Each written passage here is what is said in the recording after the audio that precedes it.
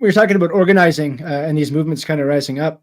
One of the things my wife and I talk about a lot is, of course, when you see in Europe and the farmers' protests and stuff, it's, I'm not going to say it's easy to organize. It's especially on the right side of things. Distant-minded people it's like herding cats. It's hard to organize. But there's smaller kind of borders, smaller land masses. Do you think Canada suffers from the problem of being too big to organize effectively? Do we break it down into smaller pieces? How does Canada do that? It's hard, but it's also like your enemies have the same problems as well. You know, it's not like it's only for us. Like they've got to deal with all the same distance and you know, they only have so much manpower and reach and money and such as anybody else. So it's like the scale is different, but the ratios are the same.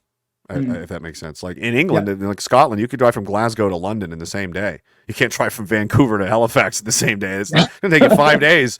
But also it's the same amount of effort for them as well. So it's the scale is much bigger that way, but the ratio is kind of the same.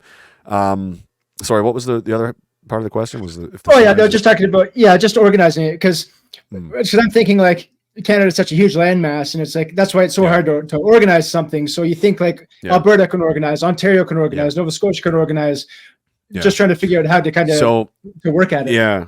So in a place like I got to be careful how much I say because I don't want to give anything away to them. Our enemies are watching always.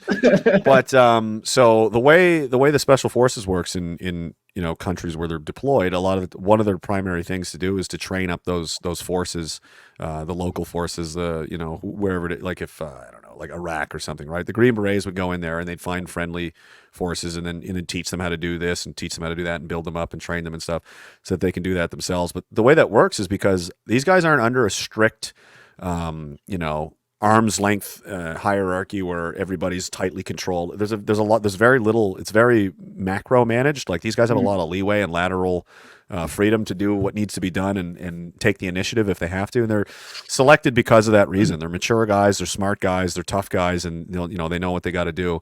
They get a general commander's intent of like this is generally what we're trying to achieve, and they don't need the constant caretaking and babysitting of the higher authority to get it done. And that's how the Viet Cong did. And I'm not going military. I'm just using them as examples. But like small cells and small groups of guys all over can operate as a team independently of each other. There can be a group of people working in Calgary and another group of people working in Toronto for the same objectives under the same banner for the same reason, but they don't even talk to each other. You can wipe one of them out, and these guys are totally unaffected. It doesn't make any difference to them at all. You know what I mean? So.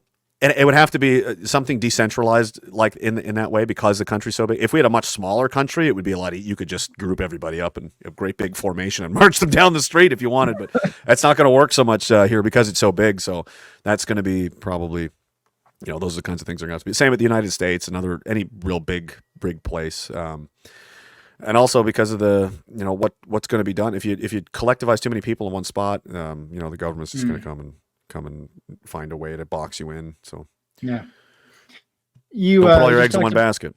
Don't.